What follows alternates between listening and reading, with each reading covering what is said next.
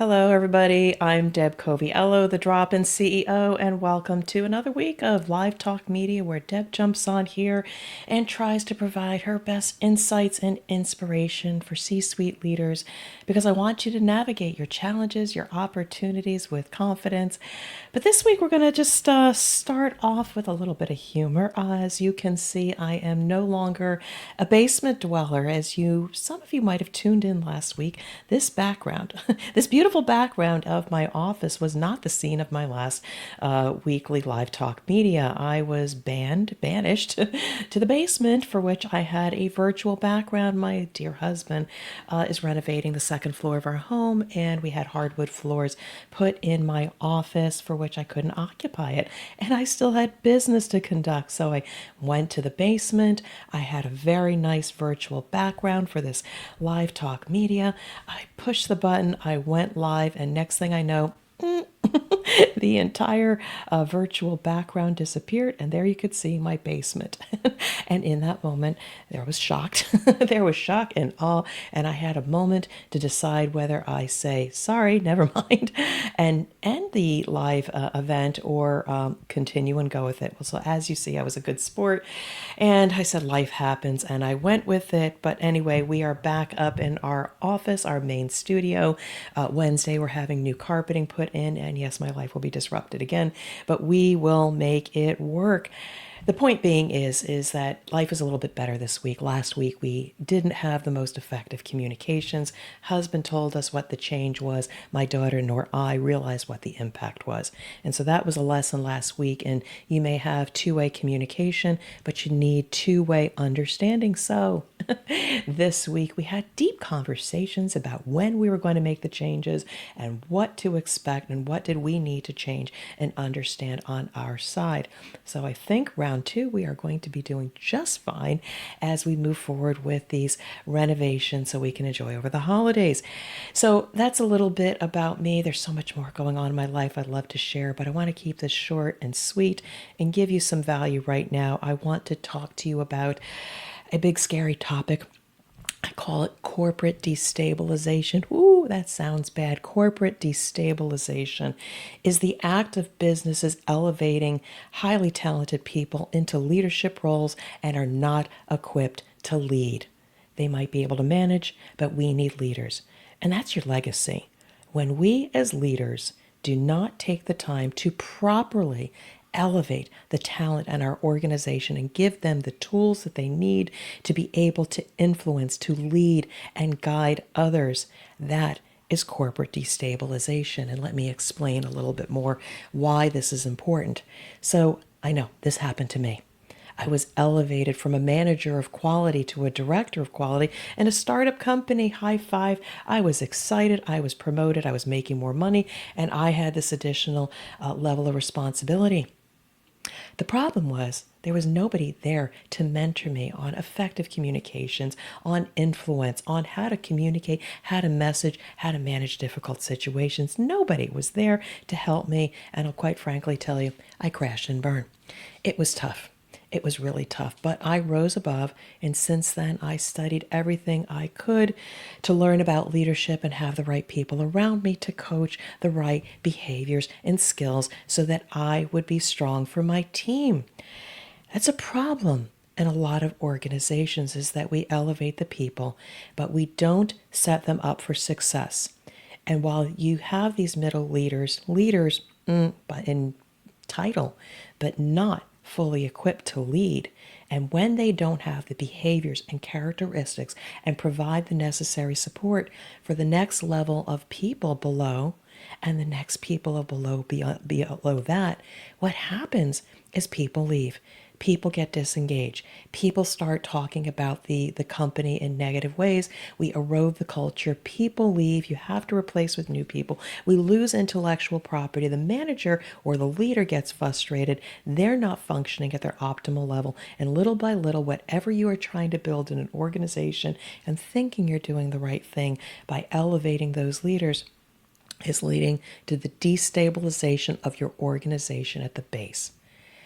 Now, hopefully I've caught your attention that corporate destabilization is your legacy if you don't do anything. So What I'm going to do is give you a few tips to think about when you think about elevating the leaders in your organization. You need to have a strategic plan around this. Don't just promote people, but have a plan. And there's people such as myself or other professionals that can guide you on the way. But here's a few steps that you need to take if this is you. Because again, we as leaders not only lead at a moment in time and get certain results in an organization, but we need peace of mind to know that even when we're not there, the organization is going to continue to perform at a high level by shining a light on the people, giving them the skills they need, and then we leave our legacy. Because those people will remember you, how you took care of them, and then those leaders take care of the next, and you build that solid foundation so the business can grow. Step one, if this is you, if you're in this situation where maybe you promoted some people and they're not the most successful, step one starts with you. I want you to recognize that it starts with you, and you need to recognize that maybe we made a mistake, maybe there's a gap.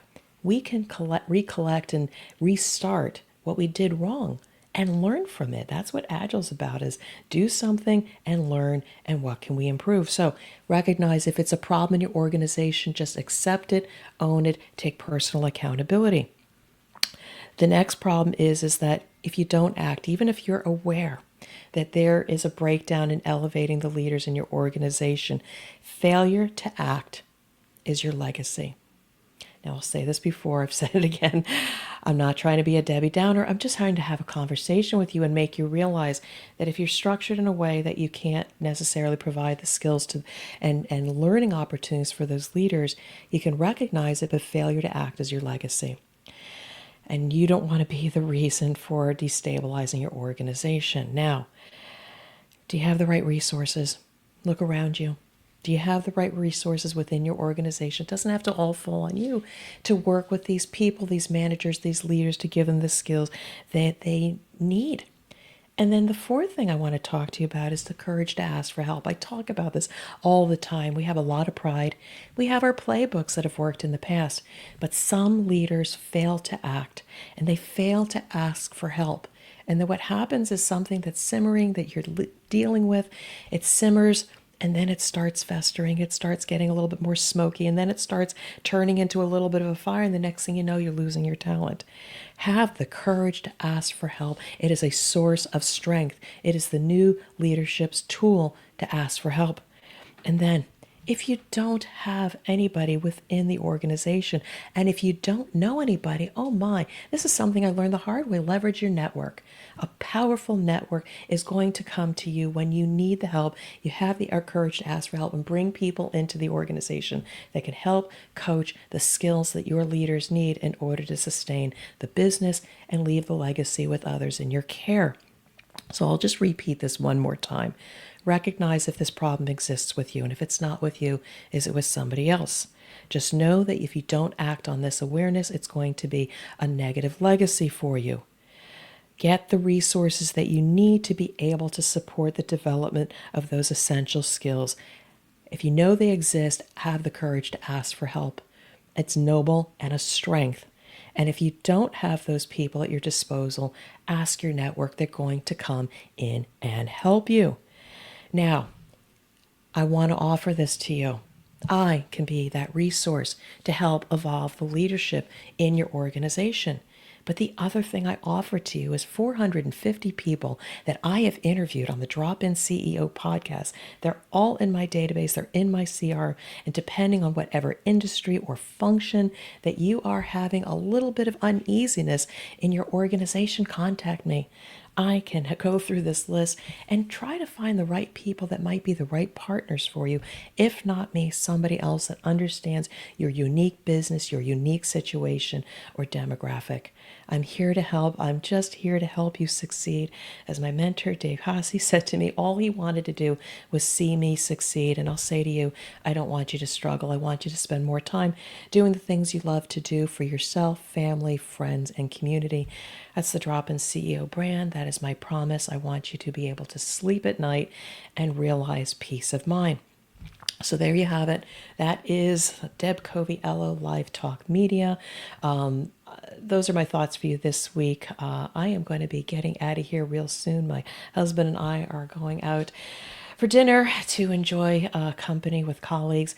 But before I just say goodbye, I just want to thank everybody that's been supporting me along the way. I sincerely appreciate every single one of you that has been helping myself, the business, the Drop In CEO brand, coming along on this journey that we're on. But again, I'm here for the C-suite leaders, partnering with you to help you navigate those challenges with confidence. And until next time, I just want to wish you all well and much success, and we'll see you next week. Take care.